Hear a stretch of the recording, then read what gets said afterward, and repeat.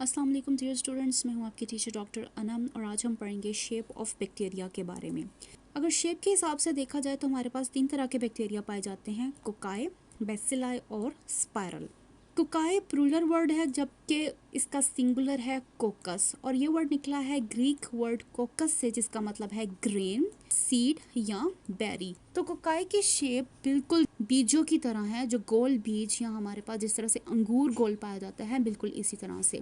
तो चूंकि इसकी शेप इन स्ट्रक्चर से मिलती है इस वजह से हम इसको कोकस या कोकाई कहते हैं। तो इनकी शेप हमारे पास स्पाइरल या ओवल शेप आ जाती है इस तरह से। इसके मुख्तलिफ अरेंजमेंट्स हैं और ये अरेंजमेंट प्लेन ऑफ डिवीजन की बेसिस के ऊपर है। प्लेन ऑफ डिवीजन का मतलब है कि अगर आपके पास 2 स्ट्रक्चर हैं तो आप उनको किस तरह से डिवाइड कर रहे हैं।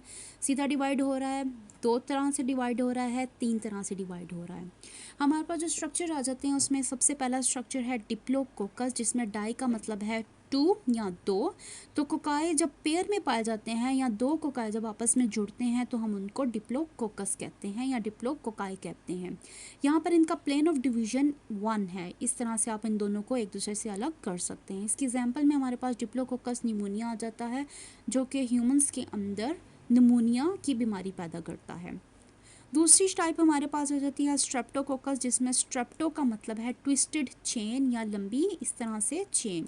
तो जब कोकाई लंबी चेन बनाते हैं तो हम उसको स्ट्रेप्टोकोकस या स्ट्रेप्टोकोकाई कहते हैं। यहाँ पर आप देख सकते हैं कि लंबी चेन जो बन रही है कोकाई की, तो इस वजह से हम इसको स्ट्रेप्टोकोकाई कह रहे हैं। फिर हमारे पास आ जाता है टेट्राड। टेट्राड का मतलब है 4। तो जब 4 कोकाई एक दूसरे के साथ मिलते हैं तो हम उसको टेट्राड कहते हैं और इनका डिवीजन 2 होता है। एक इस तरह से आपने उसको डिवाइड किया और इसके बाद इस तरह से डिवाइड कर दिया, यानी कि 2 प्लेन्स के अंदर आप उसको डिवाइड कर सकते हैं। चौथी टाइप हमारे पास सार्सिना आ जाती है, जिसका मतलब है बंडल। तो जब 8 कोकाई आपस में एक दूसरे के साथ जुड़ते हैं या बंडल सा बना देते हैं तो हम उसको सार्सिना कहते हैं। इनकी डिवीजन क्या है हमारे पास 3। अब जैसे यहाँ पर हमारे पास ये 4 यहाँ पर जुड़ रहे हैं और उसके बाद पीछे वाली साइड के ऊपर भी जुड़ रहे हैं, तो आप जब इनको डिवाइड करते हैं तो आप 3 प्लेन्स के अंदर इनको डिवाइड कर सकते हैं। फिर हमारे पास आ जाता है स्टेफिलोकोकाई। स्टेफिलो का मतलब है क्लस्टर या एक जैसी चीज़ का जो एक दूसरे के साथ जुड़े हुए हैं। यहाँ पर आप देख सकते हैं ढेर सारे कोकाई, ढेर सारे कोकस एक दूसरे के साथ जुड़े हैं और एक बंडल की तरह बन रहे हैं या एक क्लस्टर की तरह बन रहे हैं। तो हम इसको कहते हैं कि ये हमारे पास स्टेफिलोकोकस बन गया है।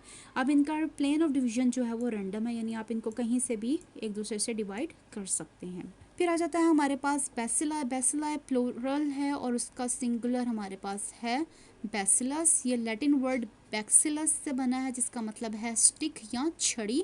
तो ये जो बेसिलाई हैं वो रोड की शक्ल में या छड़ी की शक्ल में पाए जाते हैं और इनका प्लेन ऑफ डिवीजन 1 है।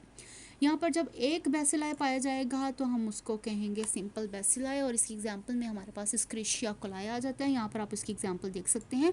अगर 2 बेसिलस एक दूसरे के साथ जुड़ते हैं, डाई का मतलब है 2, तो हम इसको डिप्लोबैसिलस कहेंगे। यहाँ पर आप देख सकते हैं ये एक बेसिलस है और ये दूसरा है, तो एक दूसरे के साथ जुड़े हैं तो हमने इसको डिप्लोबैसिलस कह दिया। फिर हमारे पास आ जाता है स्ट्रेप्टोबैसिलस, जिसमें स्ट्रेप्टो का मतलब फिर से वही चेन की सूरत आ जाता है। तो यहाँ जब बैसिलस एक दूसरे के साथ जुड़ते हैं एक चेन की सूरत में तो हम इसको स्ट्रेप्टोबैसिलस कहते हैं। इसकी एग्जांपल में हमारे पास बैसिलस सब्टिलस आ जाता है। फिर हमारे पास आ जाता है कोकोबैसिलस। ये वो बैसिलस की शेप है जो कोकाई शेप की तरह लगते हैं, यानी कि लंबी छड़ी नहीं है बल्कि ये इतनी छोटी सी शेप में है कि हम इनको देखें तो हम इनको कहते हैं कि भाई ये तो कोकाई शेप में नज़र आ रहे हैं। तो चूंकि कोकाई शेप में है लेकिन एक्चुअली में स्ट्रक्चर बैसिलस का है तो हम इसको कोकोबैसिलस कहते हैं। फिर हमारे पास आ जाता है स्पाइरल शेप बैक्टीरिया, जो कि स्पाइरली अरेंज होता है, बिल्कुल इस तरह से जो सीढ़ियाँ मुड़ती हुई जा रही होती हैं बिल्कुल उसी तरह से, या बल खाती हुई सीढ़ियों की तरह या स्पाइरल की तरह। इसमें जो हमारे पास सबसे पहली टाइप आती है वो विब्रियो है। विब्रियो कर्व्ड या कोमा शेप होता है, यानी कि इस तरह से कोमा शेप में। यहाँ पर आप देख सकते हैं ये बिल्कुल सीधा स्ट्रक्चर नहीं है बल्कि हल्का सा यहाँ से ये मुड़ा हुआ है, तो इस वजह से हम इसको विब्रियो कहते हैं। दूसरी टाइप हमारे पास स्पाइरलम की आ जाती है, जो कि थिक होता है और सख्त होता है।